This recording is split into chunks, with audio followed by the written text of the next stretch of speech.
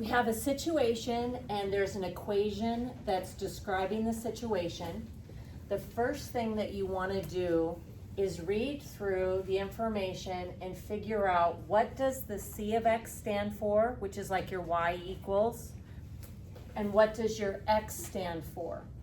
So as I read through this, it tells me that C of X is an amount in dollars. So my Y coordinate is money.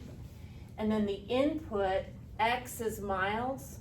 So if I have a point, I like to, as my first step, always jot down the labels that go with the X coordinate and the Y coordinate. So since the X is miles, I have X comma C of X, that's really what X comma Y means. And then my X again is miles, and my Y coordinate is cost, or you could just put money. The reason I like to do this off to the side is the question I'm gonna need to decide, should I take the number that they give me and substitute it in for the X or for the Y? What is the total rental cost if Ron drove 40 miles? So what they have handed us is the X coordinate.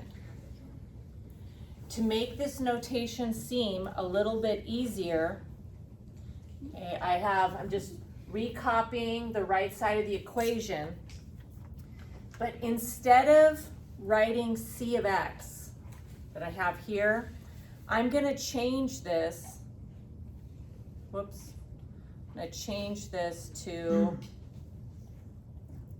just C equals. C of X, C, they're the same thing. This is not multiplication, this is just I plug in a number into the C equation and I get out an answer. So by rewriting C of X, and I've been given 40, and 40 is miles and C is cost, I'm gonna substitute the 40 in for the X. So let's go ahead and do that. So here's my equation. The X, good notation, I turned it into a set of parentheses, and now I'm gonna take the number 40 and I'm gonna put that right there. Everything is on the same side, so I just need to simplify. You can pick up your calculator and just type in the right side and let your calculator perform the order of operations.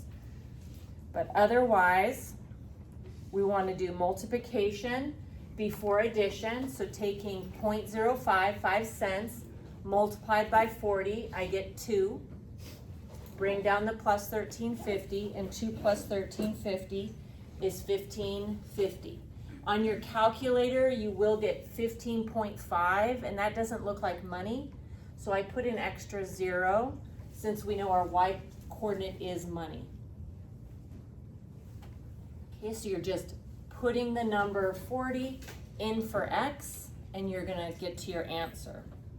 So our answer was $15.50. So this next one is just an extra example.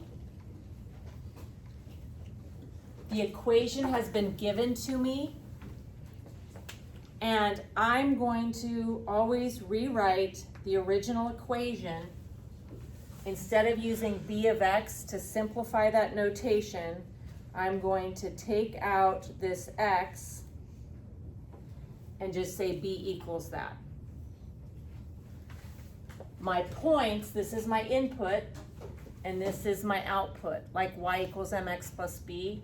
So this is X and this is Y. So I have X and the B of X, or if you want to just put B, that's our point. Okay, so from here, what does each of these, the X coordinate and the Y coordinate, represent? Reading back in the original, it says that B of X is the remaining balance in the account. That's how much money is left in the account. And it says X is the number of prints that they buy. So I'm going to say X is the number of prints. And the answer, the Y coordinate, is the money left on the card. The remaining balance. How much do they have left on this gift card? Okay, so then the question says, what is the balance remaining on the card? In other words, I don't know the y coordinate. If they bought 50 prints. So the number they're giving me is the x coordinate. So now I'm going to go into my equation and I'm going to replace the x with the number 50.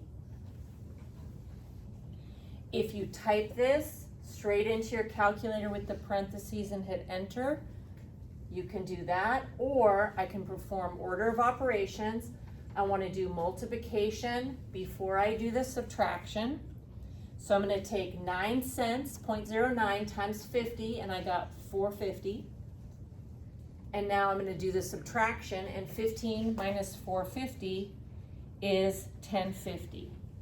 Once again, if you do this on your calculator, the calculator is going to say 10.5, which doesn't really look like money.